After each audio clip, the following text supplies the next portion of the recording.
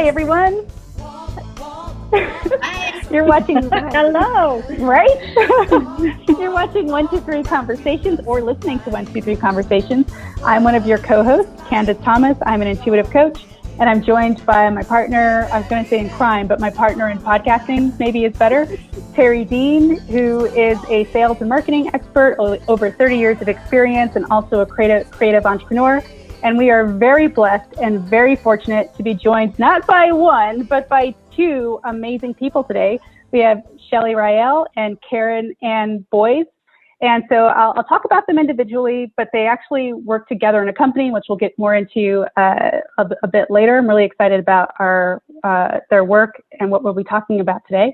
But starting with Shelly, she has been a registered dietitian and nutritionist for over 20 years, and she's the author of the One Pot Weight Loss Plan. It's a book available on Amazon and in other bookstores. She helps women and men have improved health, energy, and weight without dieting, which is huge. And again, we'll get into that later. I'm really excited. And then we also have Karen, and Karen's a certified confidence coach with multiple coaching credentials. And she specializes in working with women and helping them overcome fear and step into confidence and into hopeful living. And she's been doing that for over 30 years as well. So between the two, you put the numbers together, it's like a lot of years of experience. And they came together, which is incredible, right? And they created a whole new company, Hello, Health and Wellbeing. And they've since, with that company, launched a program, which is Health Not Hype, which they're going to, in the questions that we ask, we'll get into more information about that and how you can sign up and all those good things. So I just firstly want to say thank you, ladies, for joining us today. It's really a pleasure to have you here. And thank you so much for agreeing to be on our show. Thanks for having us. Yeah, you bet.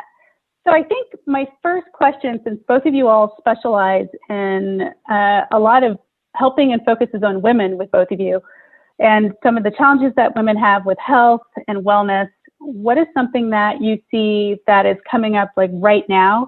And we're meeting, for those of you watching, we're recording this in January 2021, but what are you seeing as one of the biggest challenges for women right now, health-wise or whatever-wise, well-being-wise? I've seen a lot of stress and people, the women that have reached out to me, it's not just the stress of having the multiple tasks that they have to do, which has always been there, but it's just been up-leveled in the past year.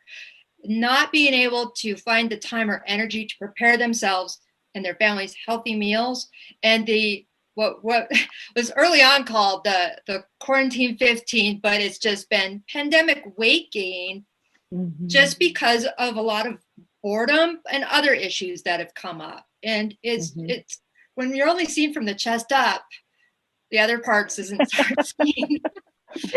It's still easy to hide, but the health is affected on many levels from that perspective. Yeah. Right.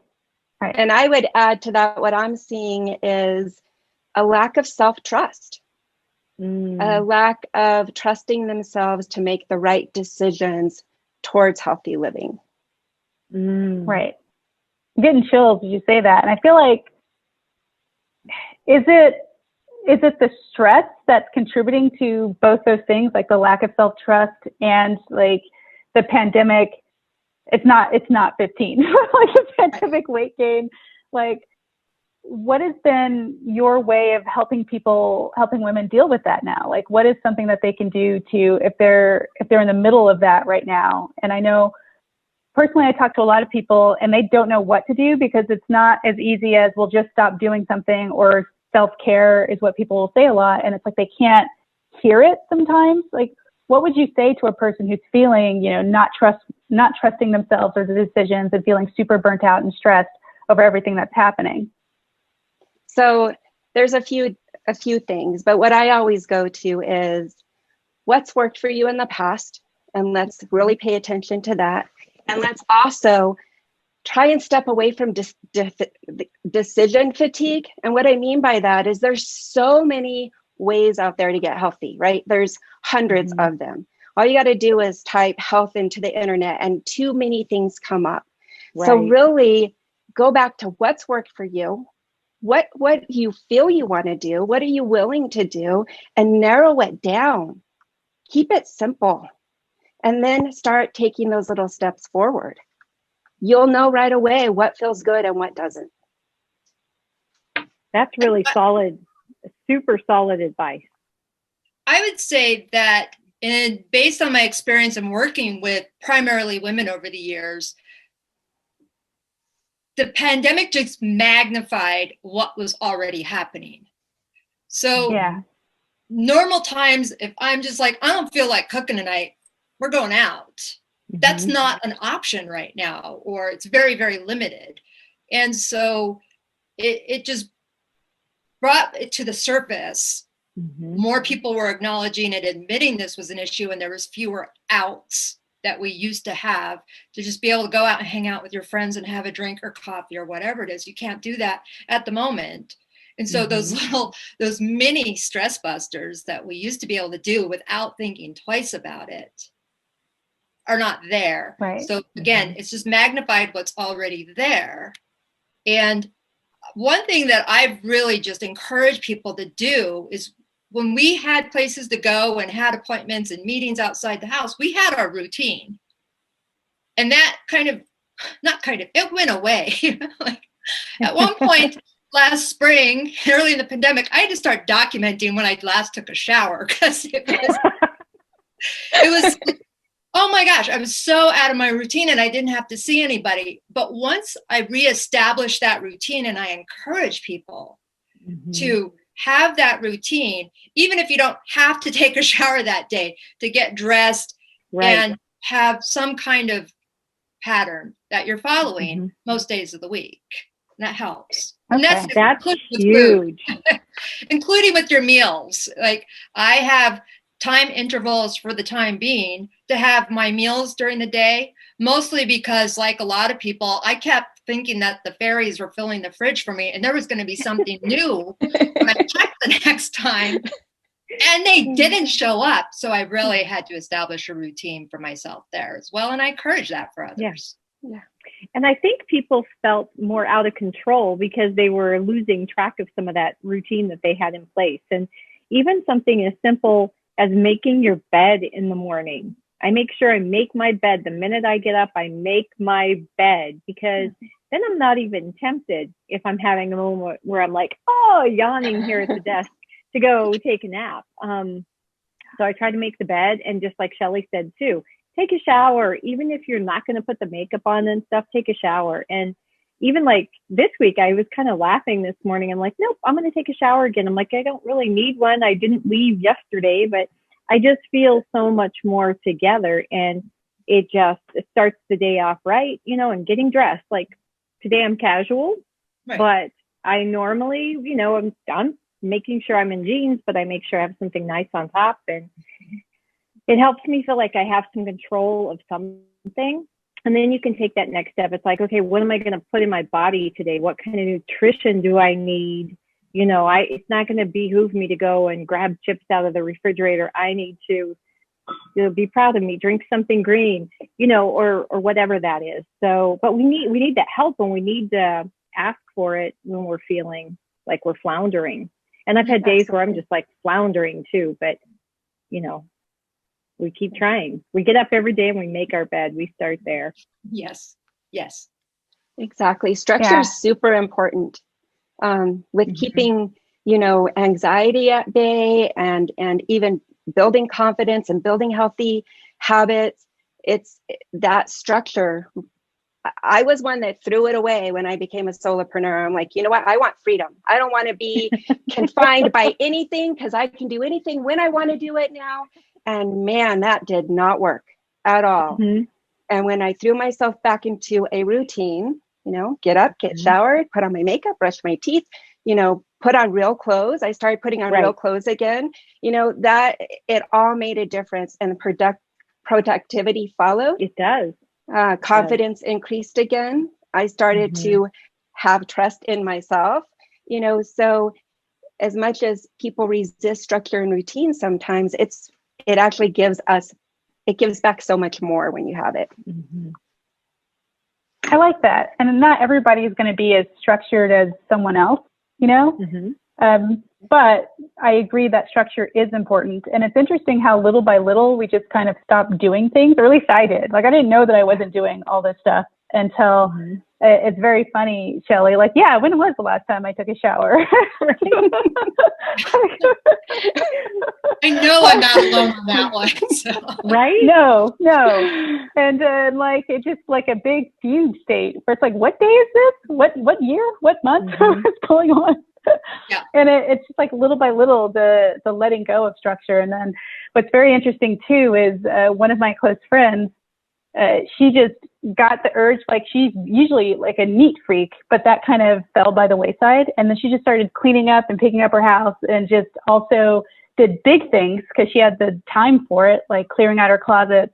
And she noticed that she suddenly got an uptick, and she runs a business. She's a solopreneur as well. She's actually got 2 businesses, and started getting way more clients when she started cleaning, because it was, you know, just moving energy around, not just feeling suffocated and stale and in one place. So I think that's very powerful steps. And I really am curious, Karen, about the mental piece, because I think that's tied to everything that you all are about, is not just focusing on, you guys seem to be taking a holistic approach with the way that you help women reach their health goals. And by the way, I just want to say I really like that it's a health program, health not hype, as opposed to a weight loss program. You know what I mean? Like, I think it's more, you're encompassing what's most important, which is being a healthy person and being the kind of person that you want to be, versus like gimmicky stuff that we see. So I'm really curious about what about the mental health aspect of your work? Like, what is it that can also help women in addition to having the structure and some order? What else is working for people right now? A lot of what I do is, you know, we're all familiar with the term now, limiting beliefs, right? But really challenging those. What is it you want? What's standing in the way of that right now that you think is standing in the way? And then asking the questions that allow them to dig a little bit deeper, because, you know, in coaching, the philosophy that I work with, and also as a coach, trainer, train with, is that we are all creative, resourceful, and whole. Every single one of us holds the answers inside. We intuitively know what it is that we need to do for ourselves. Now, whether we're listening to ourselves or not is an entirely different conversation, but really tapping into that and pulling the answers out. Because when people answer questions for themselves, rather than being told, you know, advice, we can all give advice, but when we actually hear ourselves say it, feel it, believe it, we'll do it. And so it's getting to that. It's where it begins. I love that. I love that. It locks it in at your core. Yeah. Right. Exactly. Right. I am curious as to what brought you to working together, because you were doing individual things, and then how did you guys come together to create the company and then create this program? Well, go ahead, Karen. I'll give my take on it, and then Shelly can tell you hers. Shelly and I hit it off from day one. I mean, we can talk for hours. We have, you know, we just really enjoy each other, but we're very different from each other too. And I, full transparency here, started to really notice menopause, right? It was what's happening to me, and I wasn't trusting myself too much on some stuff and not wanting to address some things. And Shelly and I had been talking for a long time about different things nutritionally and all of that. And when I started to take action on addressing some things in my life, I started to think about, wait a second, I'm a confidence coach, and I didn't have the confidence to step forward and do some of the things that I needed to do. Don't know why, but fear just can be a roadblock. And when I started to address those things, and Shelly and I started talking, I was like, you know what? There's a lot of other women out there that are going through this. Tons of women are going through this. And we can help because we've been there in a sense. Everybody's story is different. Everybody's path is different. But together we can create something that allows people to build the trust in themselves, build their confidence, eat healthy, make the right decisions. And so the program started from that, a conversation of how we really could make this something amazing that could help a lot of other people. My approach is, as a dietitian, when people hear that I'm a dietitian, I introduce myself. Number one thing that pops up, weight loss. That's not my number one thing that pops up, but that's what people assume about me. When I've always had the approach, I started my career in a wellness program to help people be healthier, to address many health conditions or reduce their chances of having it. Weight loss was part of it, but it wasn't the primary focus. And when I do help people with that specific topic for them, weight loss, really, I want to encourage them to address their health and how they can be healthier, feel better. And I've had many people tell me, I don't feel bad and I don't want to be trite about it. But I'm like, no, trust me. I'm positive you'll feel better. Because people don't realize that they may not have good energy or could feel better. So I always have the approach from nutritionally, regardless of what people come to see me for initially, how can you be healthier in all aspects? And some people, I should say, many people have tried and not been successful long-term in many aspects. And that confidence part that Karen brings in to help them with that has really elevated. And while weight loss is a side effect, addressing the health, a lot of us don't want to go to a doctor's appointment or don't want to have a screening because we don't want to know the answer, then we have to address the issue. And I'm just like, oh my gosh, it's going to be better if we catch it early. Right. And having that confidence that Karen can help them recognize that it's okay. We can help you. We're not the doctors, but we can help them address some of those issues that the doctor may bring up. But it just seems so ridiculous that we only found out about how a program we could put together, happened only in the last 6 months when it could have happened a long time ago. It makes so much sense. It's almost silly we didn't come up with it earlier. I mean, also there was a pandemic last year too, so there's a lot that happened last year.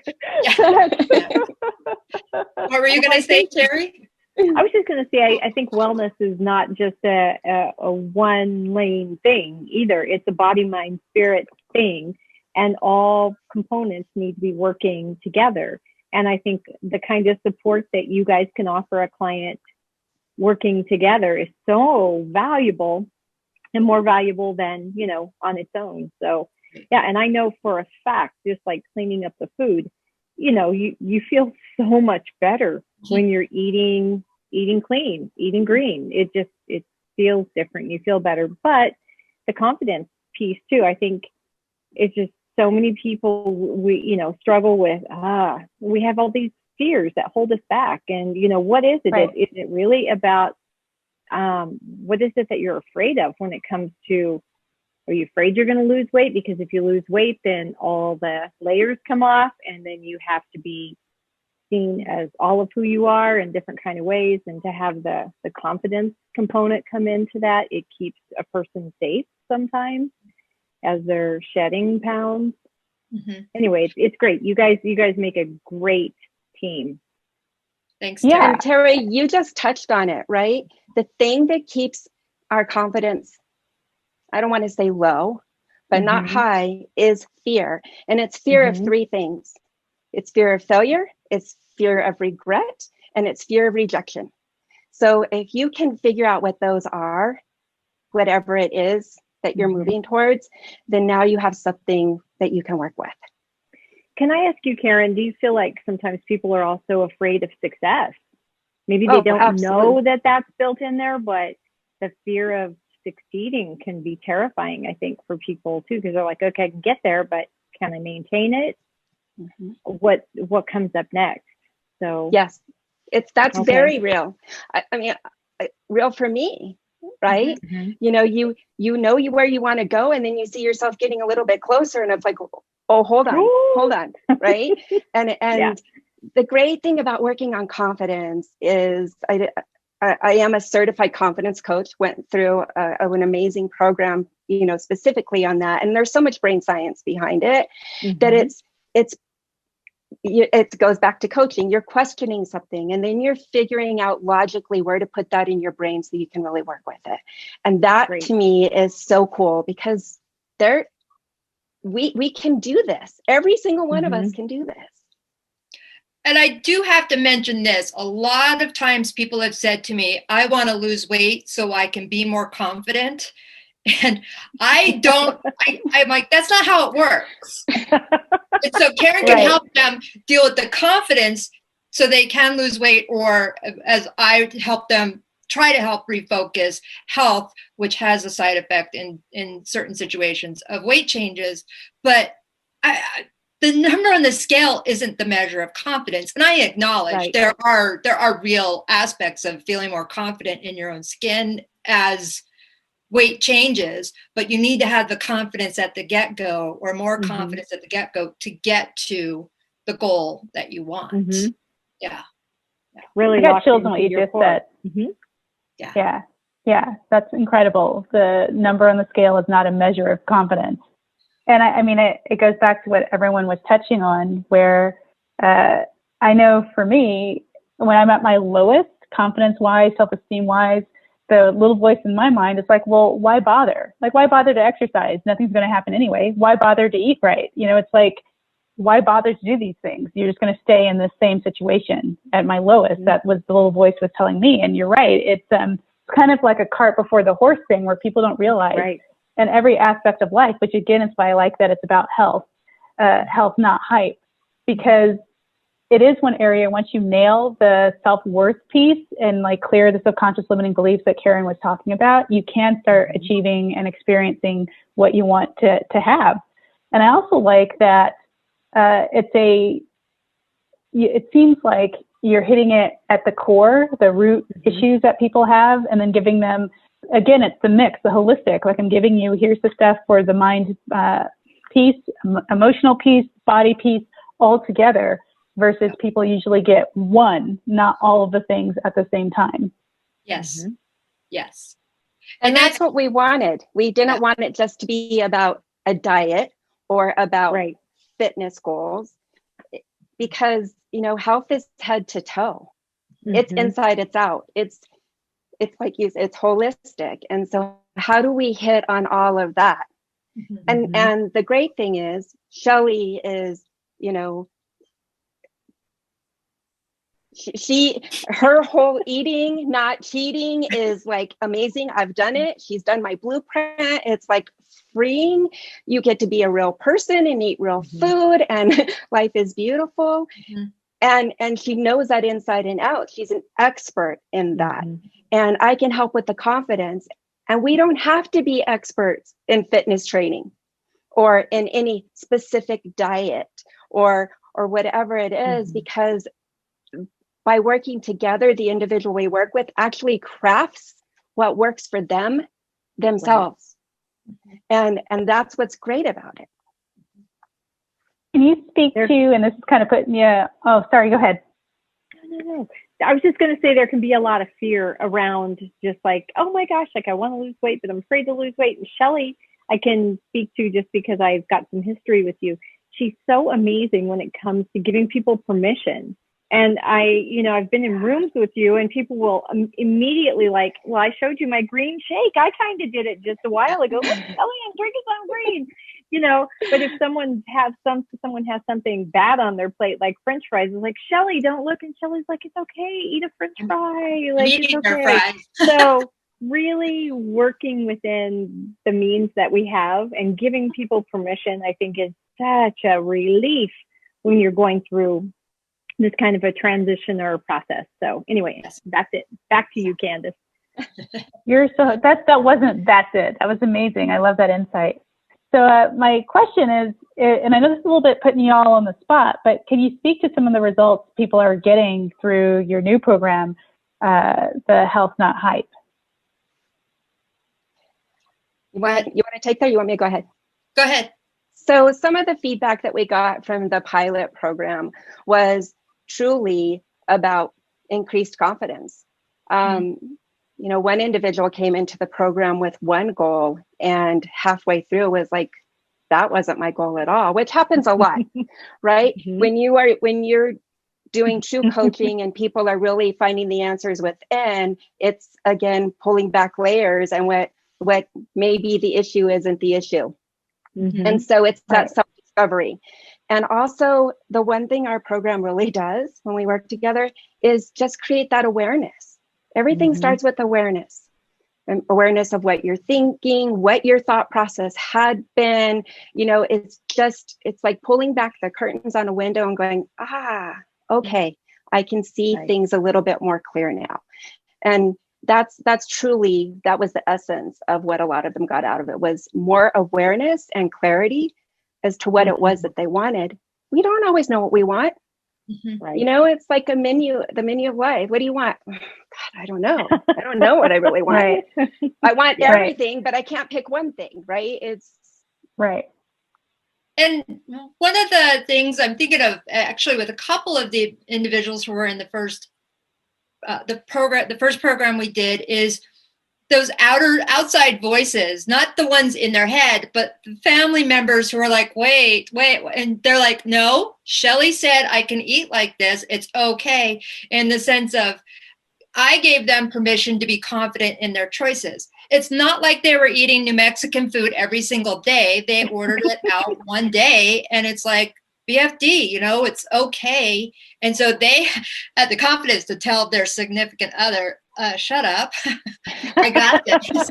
And I'm probably being more extreme, or maybe not as extreme. And then the other thing, I always laugh at this, is like, I used to write off tissues as tax business in the old days. And I don't want to scare people, but there was a person who was just so grateful that someone was able to listen and relate to what they were going through.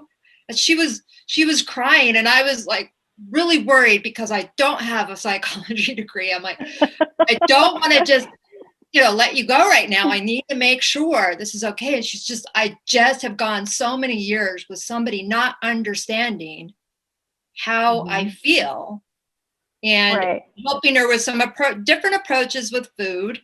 And she was feeling better. And when she she went back some old habits of food, she wasn't feeling good. And it was more, I just said, you're totally allowed to eat that food, but just remember how it makes you feel.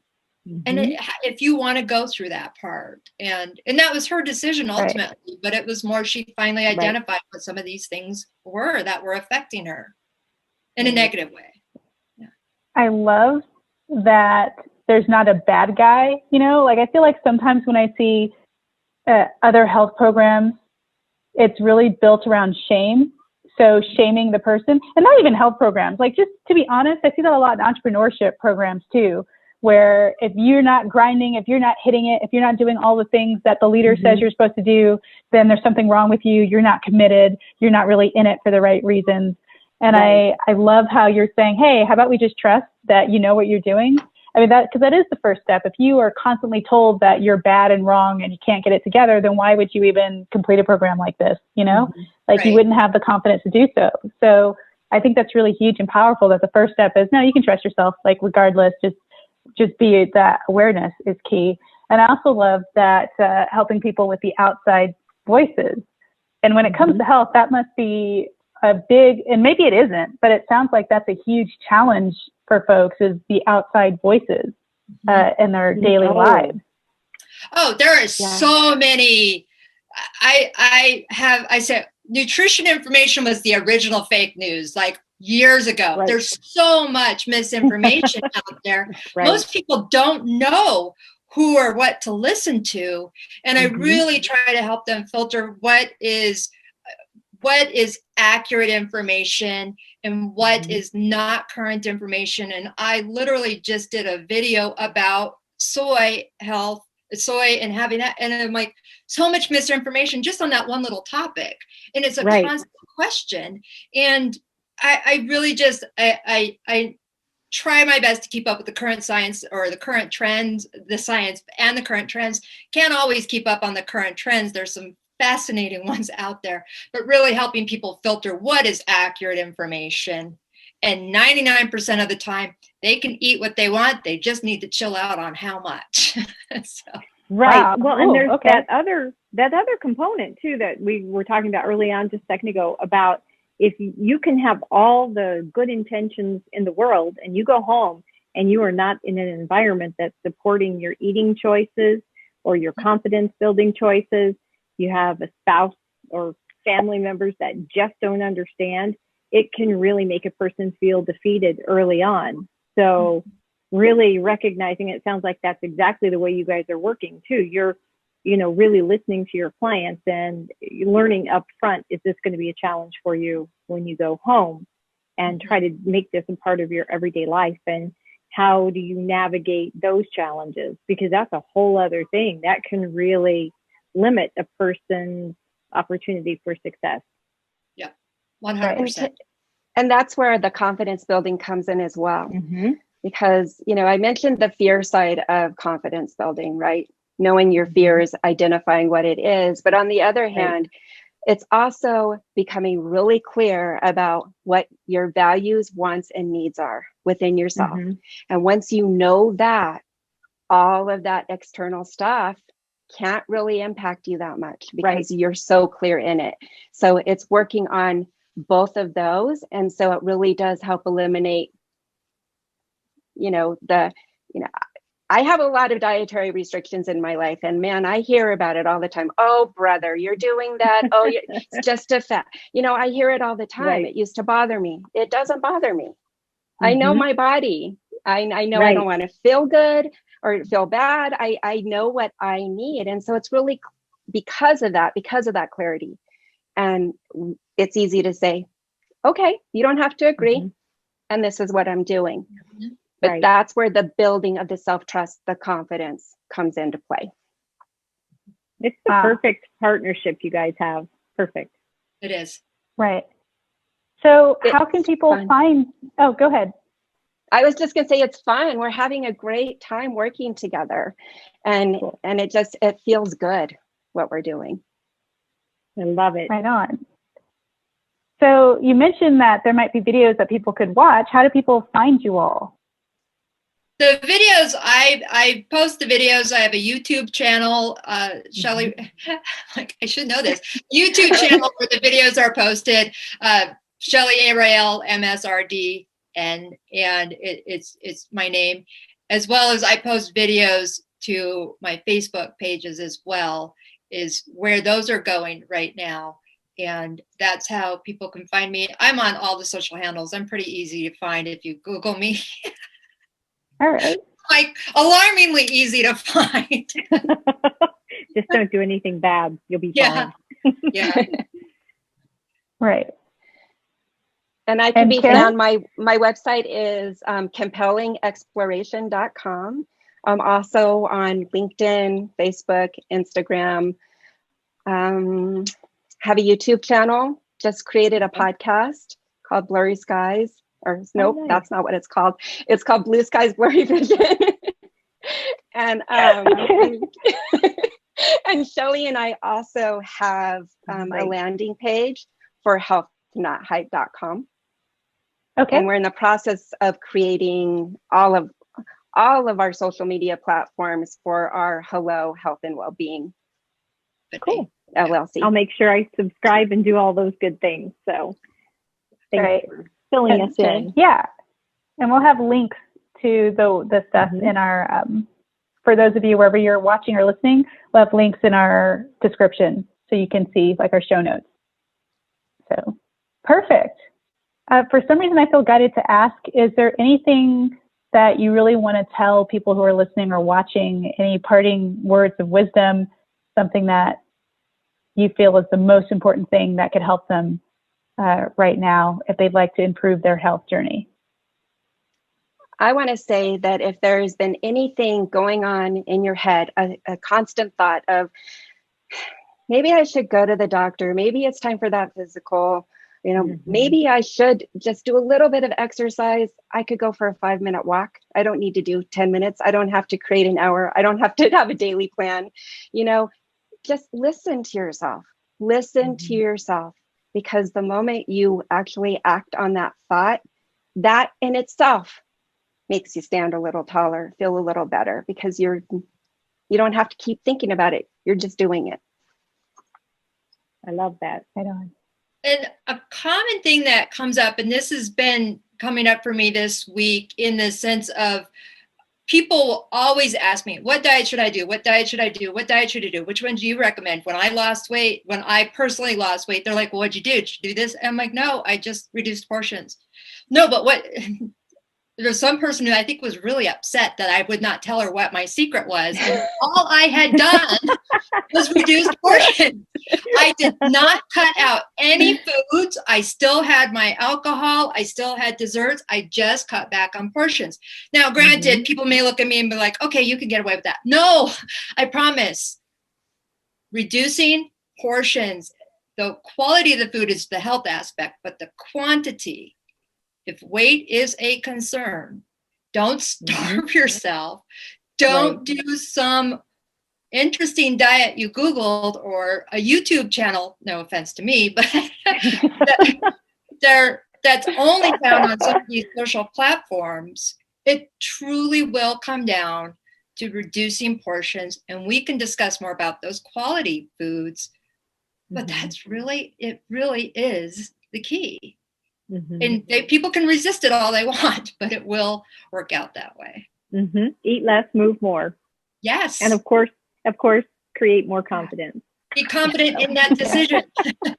Right. Be confident in your choices to do that. Yeah. Right. I love it. Well, thank you, ladies, so much for being on our show. And again, we'll have links to how you connect with them in our show notes. Thank you all for watching or listening, and we'll see you next episode. Bye. Bye. Bye. 1, 2, 3, 4.